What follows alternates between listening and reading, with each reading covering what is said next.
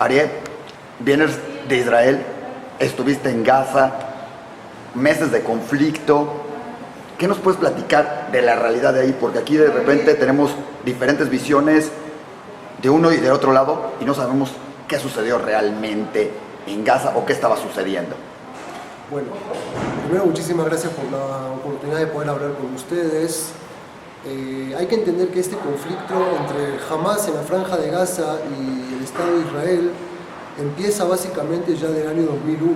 Desde el año 2001 hasta hoy en día, el Hamas lanzó 14.000 cohetes o misiles a pueblos judíos israelíes que están alrededor de la Franja de Gaza.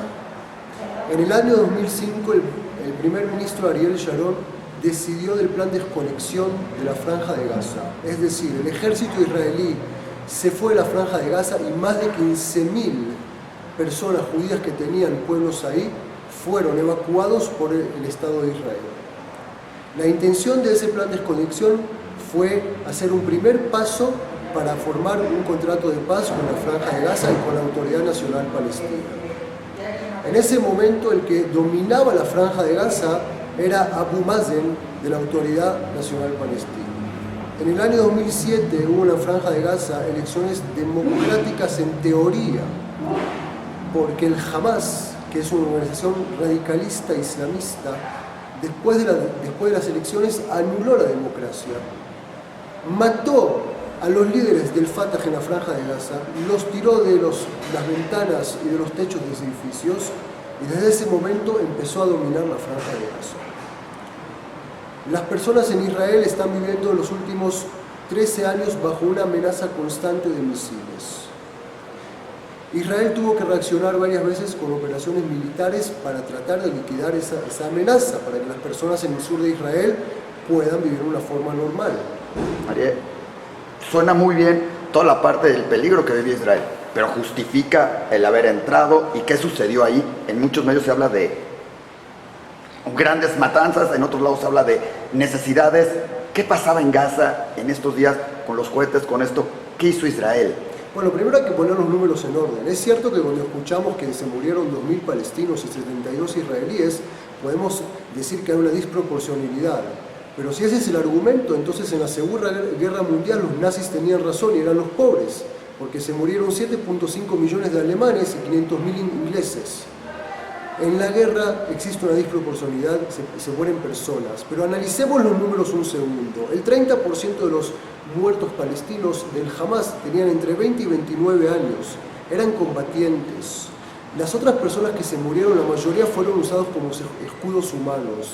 Yo lo vi con mis propios ojos, cómo los terroristas de Hamas secuestran a niños, a mujeres y a ciudadanos y los ponen como escudos humanos y nos disparan atrás de ellos. Tú dijiste secuestra. ¿Cómo funciona? Porque para muchos de nosotros era como que, ven niño, ponte, y el niño lo hacía con todo gusto. Tú acabas de decir secuestran. ¿Cómo se vive en Gaza esa situación? Porque a muchos no les queda claro y todos se los imaginan como que agarras al niño, lo pones. ¿Cómo se vive? ¿Tú lo vistes con tus propios ojos? Bueno, no es tan difícil de entenderlo.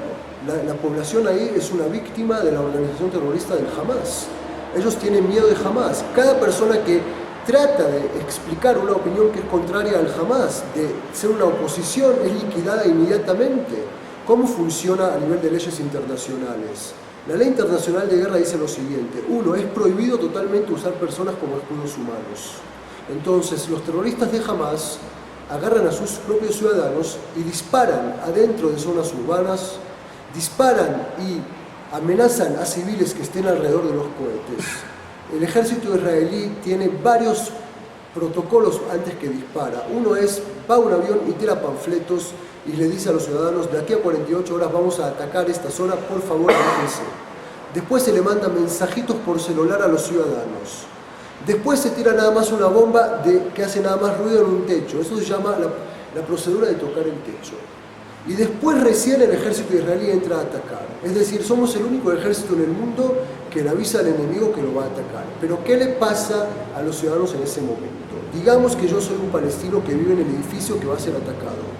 Y recibo el panfleto, y recibo el mensaje por celular. Me quiero salir, yo no quiero morir. Claro, por supuesto que ellos se quieren salir y empiezan a salir del edificio. Y cuando salen del edificio está un terrorista del Hamas apuntándole el arma a ellos y le dice: vuelvan al edificio, porque hoy es el día de ustedes que van a morir en nombre de Alá, en nombre de Dios. Por lo cual, nosotros no tenemos ningún conflicto con la población en la Franja de Gaza. El conflicto es con la organización terrorista radical islamista Hamas, y las víctimas son la población de Gaza y nuestra población en el sur de Israel. Por lo cual, el problema es Hamas. Oye, Ariel, pero si yo estoy en mi casa y alguien llega y me toca en la puerta de mi casa y me dice, salte porque te la voy a quitar o te la voy a destruir, pues le digo, estás loco, no me voy a salir y hazle como quieras. O sea, es mi casa, no la quiero perder. ¿Por qué me voy a salir nada más porque tú me dices, es mi casa, yo vivo aquí está la cama de mis hijos, todo? También es una posición de un palestino en un sentido de decir, ¿por qué me tengo que salir? Porque me la van a tirar. Olvídate la parte jamás. También van a perder su casa. ¿Por qué se da todo esto? ¿Y por qué está tan dispuesto a salirse o no salirse y dejar su casa? ¿O qué será de esto? Vos te estás equivocando en un solo concepto. Vos pensás que en ese momento esa es tu casa, pero en el momento que el Hamas entra a tu casa y está disparando misiles de tu casa, o está usando tu casa como un laboratorio para crear materiales explosivos, eso deja de ser tu casa y pasa a ser un target militar. Ya no es tu casa, vos ya no puedes vivir ahí. Ya no dominás lo que estás pasando dentro de tu casa. Los terroristas de Hamas te están dominando diariamente en ese momento. Oye, pero... Y eso va en contra de las leyes internacionales de guerra, porque está prohibido totalmente usar edificios civiles y población civil como bases militares, y eso es lo que Hamas está haciendo. Hamas lo llevó a eso a una perfección, y lo está usando también para que el público en todo el mundo piensa que Israel son los que están atacando a civiles, los que están atacando a sus propios civiles, los que están matando a sus propios civiles, disparándole en las piernas, amenazándolos, son los terroristas de Hamas. Y yo te puedo asegurar que la población, los civiles en Hamas, su mejor deseo y su mayor deseo es que Hamas no gobierne más ahí. ¿Cómo darse cuenta de la realidad? El mundo lo ve y ve un niño, y nos ha tocado ver niños que han fallecido en Siria, en Egipto, en Irak, y hasta en Palestina también, y han fallecido. ¿Cómo darse cuenta y cómo el mundo, o por qué el mundo no se da cuenta de todos estos armados de publicidad, o cómo está la situación, y el malo es Israel, cuando además no nada más le afecta a judíos y a árabes y a palestinos, le afecta hasta a cristianos y a todo el mundo en general? Bueno, yo pienso primero que eso va cambiando, porque si te das cuenta de las noticias hoy en día, el título de ISIS y cómo le cortan las cabezas a los cristianos o a los infieles o a los periodistas norteamericanos está tomando todos los títulos en los periódicos mundiales. El mundo se está empezando a dar cuenta quiénes son la amenaza, quiénes son los terroristas, quiénes son los asesinos, quiénes son los criminales. Y el Islam radical, que tiene varios hermanos, el Hamas, el Hezbollah, ISIS, Jabhat al-Nusra, Irán, ellos son los criminales. Y el mundo se está empezando a dar cuenta, ¿sabes por qué? Porque esto no es un conflicto territorial entre Israel y los palestinos. Ese conflicto territorial se terminó. Esto es un conflicto entre religiones, entre un mundo del Islam radical que castiga a mujeres porque se ponen jeans y las mata, que dispara a personas en las piernas porque son nada más cristianos, que mata a personas que no cierran sus negocios en tiempos de rezos, que viola a niñas de 9 a 12 años, ahora en Quneitra, en las altas del Golán, porque no están dispuestas a casarse con los conquistadores de ISIS. Entonces el mundo se está empezando a dar cuenta.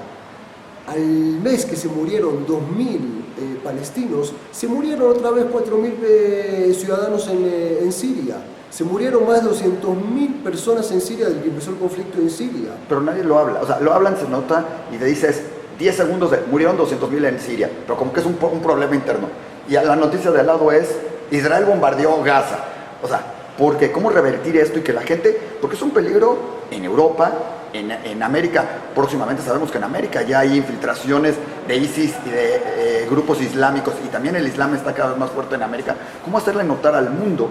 Porque puede ser muy tarde en algún momento dado y estar todos bajo la ley de... Yo te digo que primero, la forma por qué se pone el enfoque en Israel es puro antisemitismo. Acá no hay ninguna otra razón. Pero ISIS y Hamas y Hezbollah nos están haciendo el trabajo cada vez que publican una película en YouTube que le cortan la cabeza a un periodista. Cada vez que publican un YouTube que muestran cómo violan niñas. cada vez que muestran en YouTube cómo matan a cristianos por ser cristianos en Mosul, en el norte de Irak. Ya no tenemos que hacer nada, ellos están haciendo el trabajo para nosotros. Pueden buscar en YouTube y todos tenemos que entender, la amenaza es una amenaza mundial del Islam radical que quiere invadir el mundo y crearla y formar otra vez la califa de la Umma al-Islamía, de la nación del Islam, conquistar a todo el mundo. Es un peligro que ya en Europa es una realidad y en América Latina se está empezando a formar también. Por lo cual las personas yo creo que se están empezando a dar cuenta y nosotros en Israel tenemos que nada más seguir explicando lo que estamos explicando hace 20 años, quiénes son los enemigos. Pero para el mundo, ¿existe realmente un antisemitismo creciente? ¿Las redes sociales han crecido el antisemitismo? ¿Hay cada vez más antisemitismo? ¿O tendría que haber un antiislamismo también? ¿Qué está sucediendo? Porque para muchos hoy en día vivimos en un riesgo de un antisemitismo mayúsculo en todas las redes sociales. Hay que separar, el antisemitismo existió siempre en contra del pueblo judío de su inicio. No es algo nuevo, lo conocemos. Yo no digo que hay que ser anti-islamista, pero hay que ser anti-islamista radical.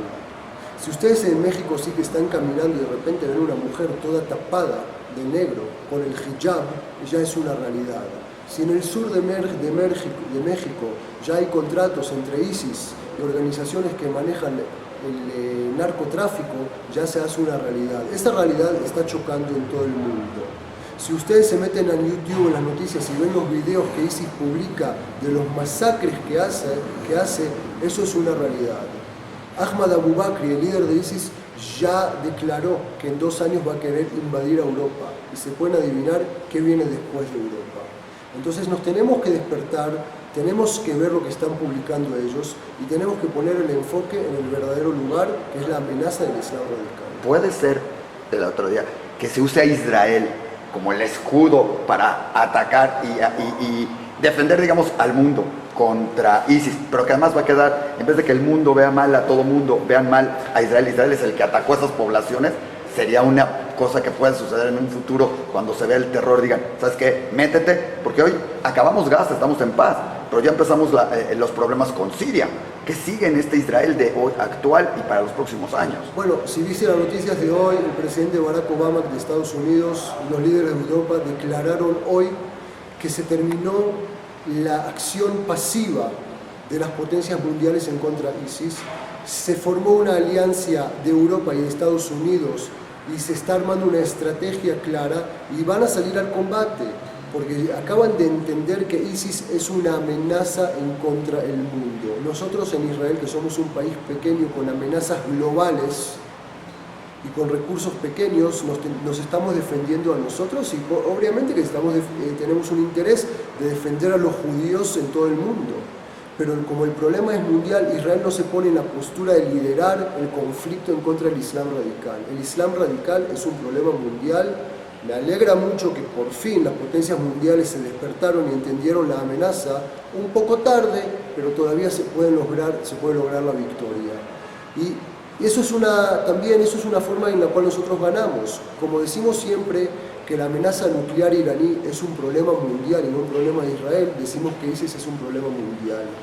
El que no entiende religión, el que no sabe árabe, el que no tiene lo que es el Islam radical, es un charlatán que no puede entender el conflicto en el Medio Oriente y el conflicto del Islam radical en el mundo. El Islam radical quiere conquistar el mundo, quiere crear una califa mundial como el profeta Mahoma lo dijo, que se llamaba la Umma al-Islamía. Y eso está pasando, le está tocando las puertas a las personas en Europa. Vos sabés que hay barrios en París que ningún cristiano o judío puede entrar, ni siquiera la policía de París. En otros lados. La ciudad de Malmo es una ciudad del Islam. 1 de cada 6 personas en París apoyan a ISIS. El muchacho que le cortó la cabeza, el terrorista ISIS que le cortó la cabeza al periodista Poli, fue nacido y criado en Londres, con ciudadanía europea. Es decir, ya nos estamos dando cuenta y yo lo digo con mucha fe. ISIS nos está haciendo el trabajo con la brutalidad y la forma que lo publican. ¿Qué sigue para Israel, para el mundo judío con todo esto, Ariel? ¿Cuál es el panorama? Empezar una guerra al norte, hay mucho más problemas en Europa y en América con todo lo que es ISIS, o se puede venir una relación cristiana-judía contra el islamismo, ¿qué sigue para el mundo judío y para Israel? Yo digo que primero los judíos y los cristianos estamos pasando una luna de miel. Nunca nuestras relaciones fueron mejores, porque ahora nosotros todos entendemos quién es el verdadero enemigo, es un enemigo de todos nosotros. Eso es a nivel del mundo judío.